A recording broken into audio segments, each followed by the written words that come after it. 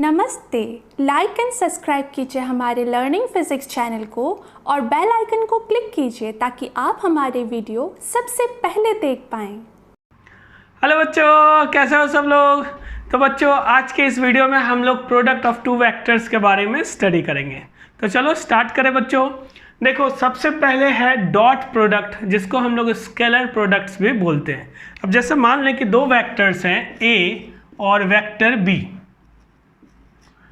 इनका dot product ऐसे symbol से रिप्रेजेंट कर रहे हैं बच्चों। कैसे डिफाइन होता है, इसको हम लोग लिखते हैं ए बी कॉस थीटा। ठीक है, यहाँ पर थीटा ये वेक्टर ए और वेक्टर बी के बीच का एंगल होता है। जैसे हम लोग मान लें ये वेक्टर ए है, दूसरा वेक्टर बी, इन दोनों का टेल एक ही जगह कोइंसाइड कर रहा है। तो अगर इनके बीच का ये एंगल, देखो दो एंगल बन रहे हैं ना, उसमें से छोटा वाला एंगल अगर थीटा है तो ऐसे में हम लोग क्या कहते हैं बच्चों, ए डॉट बी ये ए बी कॉस थीटा के बराबर होगा। अब ये जो रिजल्ट आया ये स्केलर क्वांटिटी है, इसलिए हम लोग डॉट प्रोडक्ट को स्केलर प्रोडक्ट भी कहते हैं। ठीक है बच्चों, चलो अब देखो बी डॉट ए लिखो या ए डॉट बी, दोनों तो बराबर ही होगा। इसकी वैल्यू भी ए बी कॉस थीटा और बी डॉट ए लिखा वो भी ए बी कॉस थीटा, तो हम लोग ऐसे लिख देते हैं B dot A equals to A dot B. ठीक है, फिर अगर इसके बीच का एंगल फाइंड करना हो तो कॉस थीटा को ऐसे लिख सकते हो आप, dot product of A and B divided by magnitude of A and magnitude of B. इन दोनों का देखो प्रोडक्ट लिखा है। ठीक है, यहाँ पर हम लोगों को एक चीज़ ध्यान रखना बच्चों, अगर थीटा की वैल्यू 90 डिग्री हो जाए तो कॉस 90 तो ज़ीरो होता है ना। आप क्या लिख सकते हो, अगर थीटा यहाँ पर 90 डिग्री हो गया, इसका क्या मतलब है, दो वेक्टर परपेंडिकुलर है तो फिर इनका डॉट प्रोडक्ट ज़ीरो हो जाएगा। ए डॉट बी हम लोग ज़ीरो लिखेंगे। ठीक है, अब जैसे मान लो कि दो वेक्टर हैं, उनके बीच का एंगल 0 डिग्री ना हो करके, सॉरी 90 डिग्री ना हो करके 0 डिग्री है, एक कंडीशन हम लोग मानते हैं, थीटा 0 डिग्री है, तो दोनों पैरेलल हो जाएंगे। दो वेक्टर, जैसे मान लो ये एक वेक्टर है वेक्टर ए और ये दूसरा वेक्टर है, इन दोनों के बीच का एंगल 0 डिग्री है। तो अब ऐसे कंडीशन में आप क्या लिख सकते हो, A dot B equals to A B. ये मैक्सिमम वैल्यू होता है क्योंकि कॉस थीटा की मैक्सिमम वैल्यू 1 होती है। और अगर हम लोग ऐसे लिख रहे हैं थीटा 0 डिग्री के इक्वल है, इसका मतलब कॉस थीटा 1 के इक्वल है। तो ए डॉट बी की मैक्सिमम वैल्यू जो होगी बच्चों, ये ए बी के बराबर होगी और ये मिनिमम वैल्यू है। एक्चुअली इससे मैग्नीट्यूड की बात करें तो ये मिनिमम है, अदरवाइज अगर दोनों के बीच का एंगल 180 डिग्री हो जाए, मैं यहाँ लिख देता हूँ, अगर थीटा की वैल्यू 180 डिग्री लिख लें तो इस कंडीशन में कॉस थीटा की वैल्यू क्या हो जाएगी, -1। और जब -1 हो गया तो देखो ए डॉट बी जो है ना बच्चों, ये माइनस ए बी के इक्वल हो जाता है और हम लोग कह सकते हैं कि ये मिनिमम वैल्यू है। ठीक है, तो ये मैक्सिमम, ये मिनिमम और मैग्नीट्यूड में मिनिमम होगा ये 0। अब देखो बच्चों, मान लेते हैं दोनों वेक्टर इक्वल हैं, यानी दोनों वेक्टर ए ही है। ठीक है, तो ए डॉट ए को आप क्या लिख सकते हो, यहाँ पर ए आएगा, ये भी ए, फिर कॉस 0 डिग्री, दोनों के बीच का एंगल 0 होगा, तो कॉस 0 क्योंकि 1 होता है, ये ए इंटू ए स्क्वायर हो जाएगा। इसी तरीके से हम मान लेते हैं बच्चों ऑर्थोगोनल यूनिट वेक्टर्स हैं आई कैप, जे कैप और के कैप। आई कैप एक्स एक्सिस के अलोंग यूनिट वेक्टर, जे कैप वाई एक्सिस के अलोंग और के कैप जेड एक्सिस के अलोंग यूनिट वेक्टर्स हैं। तो हम लोग ऐसे लिख सकते हैं क्या, आई कैप डॉट आई कैप, ये मैग्नीट्यूड 1 यूनिट वेक्टर के लिए, ये भी 1, कॉस 0 भी 1, यानी कि 1। इसका मतलब क्या हुआ, आई डॉट आई या फिर जे कैप डॉट जे कैप और के कैप डॉट के कैप, ये सब इक्वल होंगे और किसके बराबर होगा, ये 1 के इक्वल होगा।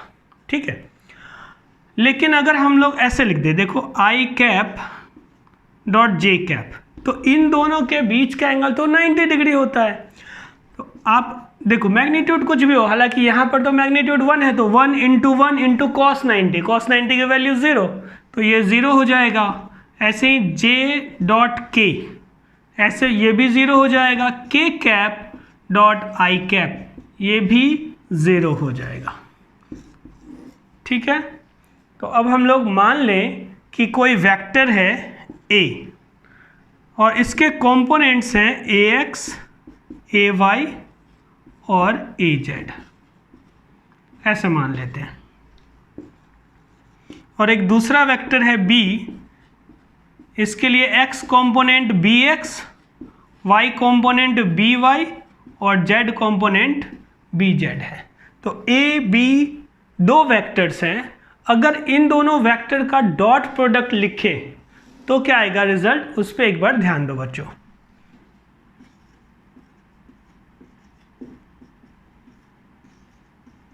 ये ax i cap plus ay j cap plus az k cap, ये तो a हो गया।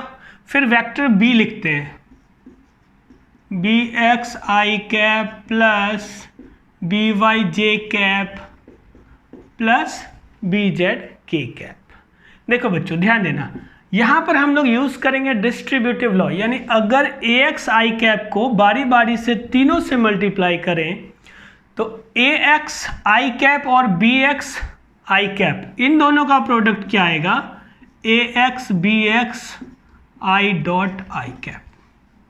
ठीक है, फिर इसको जब आप इससे मल्टीप्लाई करोगे i cap dot j cap आएगा ना, और i cap dot j cap, ये रिजल्ट क्या आ जाएगा 0।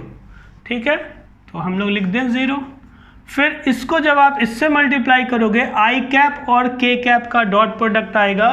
फिर से यहाँ पर देखो i कैप और k कैप, ये है ना, चाहे k कैप या i कैप दोनों में से कोई भी पहले हो, उससे फर्क नहीं पड़ता बच्चों, क्योंकि डॉट प्रोडक्ट है, स्केलर क्वांटिटी है। तो k डॉट i कैप लिखो या i cap dot k cap लिखो, दोनों की वैल्यू 0 होती है, ये 0 हो जाएगा। इसी तरीके से आप इसको मल्टीप्लाई करो बारी बारी से, यहीं पे कंटिन्यू कर दे, ay j cap dot bx i cap. तो फिर से देखो j cap dot i cap, ये 0 हो जाएगा। और यहाँ पर ये तो पहले 3 टर्म्स है ना, इनको लिख दे। फिर देखो ये अब इससे मल्टीप्लाई होगा, ध्यान देना बच्चों। अब क्या है, j cap dot j cap है, तो ay by और j cap dot j cap, ये हो गया। एक और टर्म बाकी रह गया ना, उसको यहाँ लिख देते हैं, प्लस इसको इससे मल्टीप्लाई करोगे तो 0 आ जाएगा। अब ये जो लास्ट टर्म है बच्चों, इसको तीनों से मल्टीप्लाई करते हैं, az k cap dot bx i cap, तो ये आएगा az bx और साथ में 0 आ जाएगा, 0 ही लिख देना था। फिर यहाँ पर भी ये टर्म जब आप मल्टीप्लाई करोगे 0 आ जाएगा, और ये वाला term az bz k cap dot k cap आएगा, इसको तो 0 ही लिख देते हैं। ठीक है, अब देखो हमारे पास कौन कौन सा टर्म बच रहा है, ax bx ay by और az bz। ये i dot i cap dot i cap का ये लिखा ना 0, सॉरी 1, वैसे ही j cap dot j cap ये भी 1 और k cap dot k cap ये भी 1 हो जाएगा। तो इसकी वैल्यू आप क्या लिखोगे बच्चों, ax bx plus ay by plus az bz, ये a डॉट b की वैल्यू है, डॉट प्रोडक्ट कंपोनेंट के फॉर्म में लिखे तो ऐसा लिख सकते हैं। ठीक है, अब देखो ये तो आपको याद रखना बच्चों, अगर a और b परपेंडिकुलर हो गए तो ये डॉट प्रोडक्ट क्या होना चाहिए, 0। ठीक है, यही मैं लिख दूं,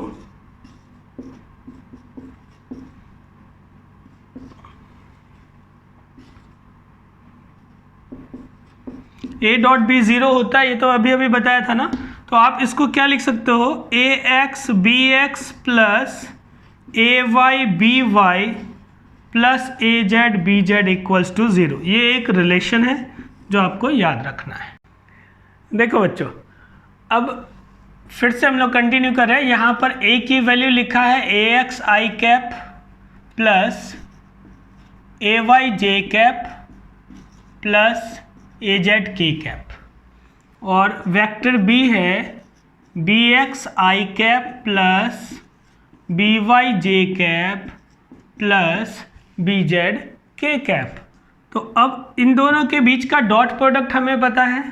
इस दोनों का मैग्नीट्यूड अगर लिखना हो, देखो वेक्टर ए का मैग्नीट्यूड क्या हो जाएगा, square root of A X square plus A Y square plus A Z square. ऐसे ही ये जो वेक्टर बी है इसका मैग्नीट्यूड क्या होगा, square root of B X square plus B Y square plus B Z square, है ना। इन दोनों के बीच का एंगल अगर फाइंड करना हो, मान लो वेक्टर के फॉर्म में दिया हो और अब इनके बीच का एंगल फाइंड करना हो, हम लोग कैसे लिखते हैं, vector A dot vector B divided by mod of A into mod of B. ठीक है, अब ये दोनों वैल्यूज़ और ए डॉट बी जो अभी अभी हम लोगों ने फाइंड किया था उसको लिखते हैं। तो कॉस थीटा की वैल्यू हो जाएगी A X B X plus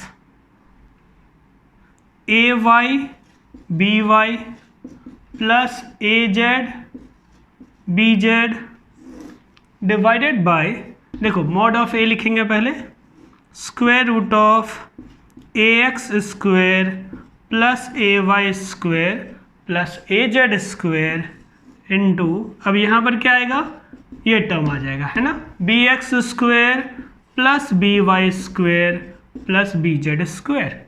तो दो वेक्टर अगर इस फॉर्म में दिया हुआ है बच्चों, ए और बी उसके कंपोनेंट्स के फॉर्म में दिया है, तो हम लोग कॉस थीटा को ऐसे लिख सकते हैं, तो और फिर उसके बीच का एंगल भी मिल जाएगा। मैंने एक बार बता दिया है, फिर से सुन लो, अगर दोनों वेक्टर एक दूसरे के परपेंडिकुलर हैं तो ये टर्म जीरो हो जाएगा, ठीक है, यानी ए X B X plus A Y B Y plus A Z B Z zero हो जाएंगे, कॉस 90 डिग्री जीरो होता है। ठीक है, देखो बच्चों, अब नेक्स्ट हम लोग डॉट प्रोडक्ट का यूज कर सकते हैं कंपोनेंट फाइंड करने के लिए।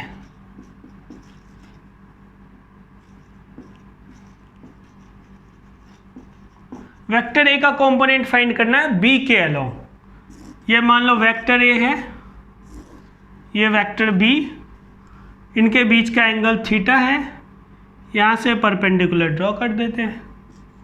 अब ये जो लेंथ है ये ए कॉस थीटा होगा। ठीक है, ए डॉट बी हम लोग क्या लिखते हैं बताओ, अभी अभी बताया ना, ए बी कॉस थीटा, और हमें फाइंड क्या करना है, ए कॉस थीटा। तो यहाँ से आप लिख सकते हो A dot B by B equals to A cos theta. अब इसको थोड़ा सा एडजस्ट कर रहे हैं ना, वेक्टर बी बाई बी, ये जो बी है एक्चुअली ये मैग्नीट्यूड है, वेक्टर बी का मैग्नीट्यूड, और इसको आप अब ए कॉस थीटा के इक्वल लिख दो। तो ए कॉस थीटा है component of vector A along vector B, और इसकी वैल्यू क्या हो जाएगी, देखो vector A dot B cap, इसको हम लोग क्या बोलते हैं, unit vector along vector B. तो यूनिट वेक्टर का ये कॉन्सेप्ट आपको समझ में आया। अगर मान लो आप वेक्टर बी को लिख रहे हो, देखो B X I cap plus B Y J cap plus B Z K cap, तो यहाँ पर वेक्टर बी और इसके मॉड का जो रेशियो है, देखो vector B by mod of vector B, इसी को तो हम लोग बोलते हैं ना unit vector along vector B. ये क्या हो जाएगा, B X I cap plus B Y J cap plus B Z K cap divided by square root of, यहाँ पर क्या आएगा, B X square plus B Y square plus B Z square. तो ये टर्म है, अभी हम लोगों ने उसको क्या लिख दिया है, डॉट प्रोडक्ट के फॉर्म में A dot B cap, vector A dot B cap. तो इसमें एक कंपोनेंट है, सॉरी वेक्टर ए है, इसका कंपोनेंट वेक्टर बी के अलोंग फाइंड किया। ठीक है, लेकिन अगर मान लो हमें वेक्टर बी का कंपोनेंट फाइंड करना होता वेक्टर ए के अलोंग, कंडीशन उल्टा हो जाता, component of vector B along vector A. तो ये सब कुछ सेम है। अब हम लोग ए कॉस थीटा के बदले बी कॉस थीटा फाइंड करेंगे, इसको थोड़ा सा चेंज करते हैं। देखो अब ऐसे ही हम लोग फाइंड करते हैं बच्चों component of vector B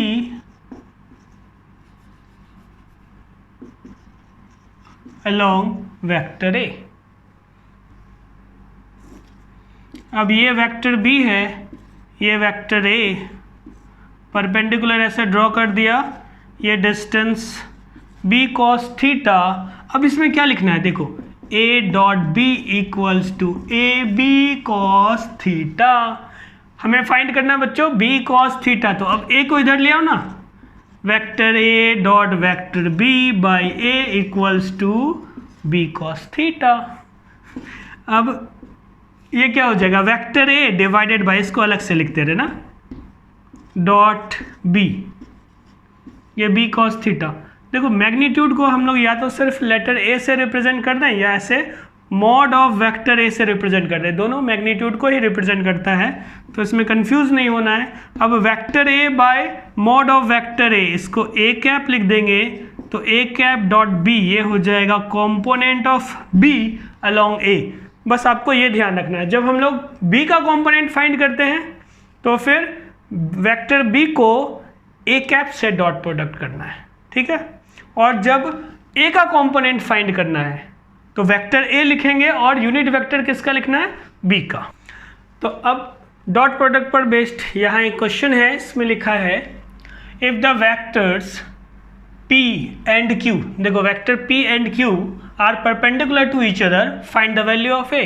vector p की वैल्यू यहाँ कंपोनेंट्स के फॉर्म में लिखा है, ax i cap plus ay j cap plus 3k cap, vector q भी गिवन है।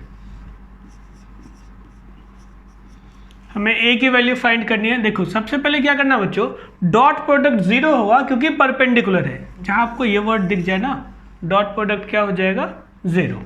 तो आप ऐसे लिख दो vector p dot q equals to zero.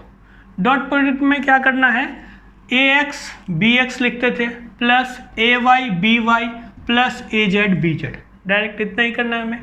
यानी x कंपोनेंट यहाँ पर a है, इसका x कंपोनेंट a, दोनों को मल्टीप्लाई कर दो।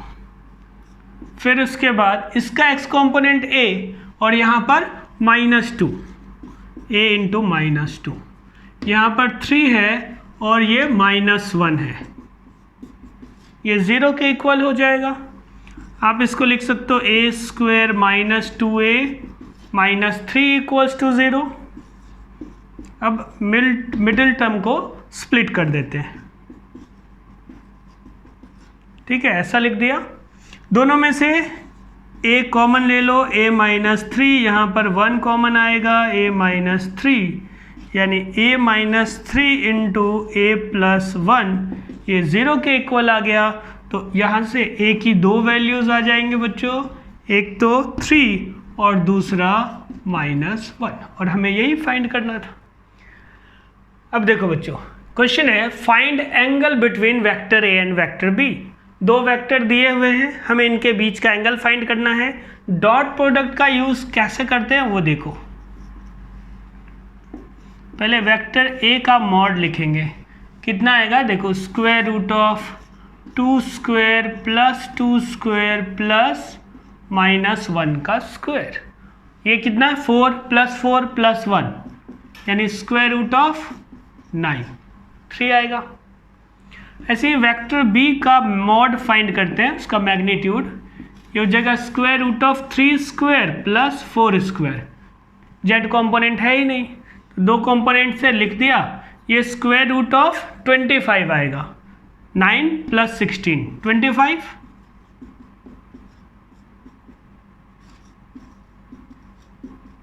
और इसको हम लोग क्या लिख सकते हैं 5। अब एंगल फाइंड करने के लिए cos थीटा यूज करते हैं। देखो a डॉट b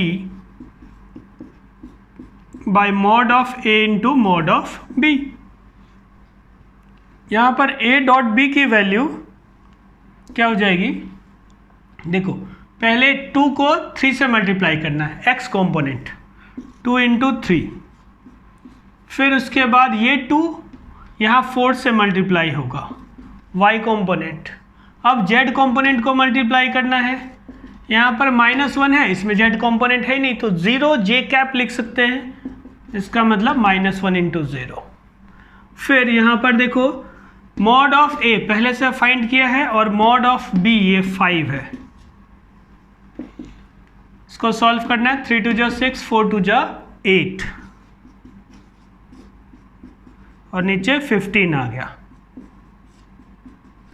ये कॉस थीटा की वैल्यू है, हमें क्या फाइंड करना था? एंगल। तो इसलिए आप थीटा की वैल्यू लिख सकते हो कॉस इनवर्स, ये 14 है, 14/15। तो अब यहाँ पर अगला क्वेश्चन देखो, इसमें लिखा है find component of 3i cap plus 4j cap along i cap plus j cap. तो एक ये वेक्टर है, इसका कंपोनेंट हमें दूसरे वेक्टर के अलोंग फाइंड करना है। कैसे फाइंड करेंगे बच्चों? देखो ध्यान दो, हम लोग ऐसा लिख सकते हैं vector a equals to 3i cap plus 4j cap मान लेते हैं ना, और vector b equals to i cap plus j cap. अब क्वेश्चन समझो, वेक्टर a का कंपोनेंट वेक्टर b के अलोंग फाइंड करना है, यानी हमें फाइंड करना है a cos थीटा। इसको क्या लिख सकते हैं? Vector a dot vector b by b। अब डॉट प्रोडक्ट लिख दें, डॉट प्रोडक्ट हो जाएगा 3 into 1 plus 4 into 1 divided by, ये मॉड ऑफ b है, इसका मैग्नीट्यूड है वेक्टर b का, तो ये हो जाएगा square root of 1 square plus 1 square, 4 plus 3 7/√2, और ये इसका आंसर हो जाएगा। तो बच्चों आज के लेक्चर में बस इतना ही, फिर इसके नेक्स्ट वीडियो में हम लोग क्रॉस प्रोडक्ट के बारे में पढ़ेंगे। तब तक के लिए आप लोग अपना ख्याल रखो, घर में रहो, सुरक्षित रहो और खूब पढ़ाई करते रहो। Thank you.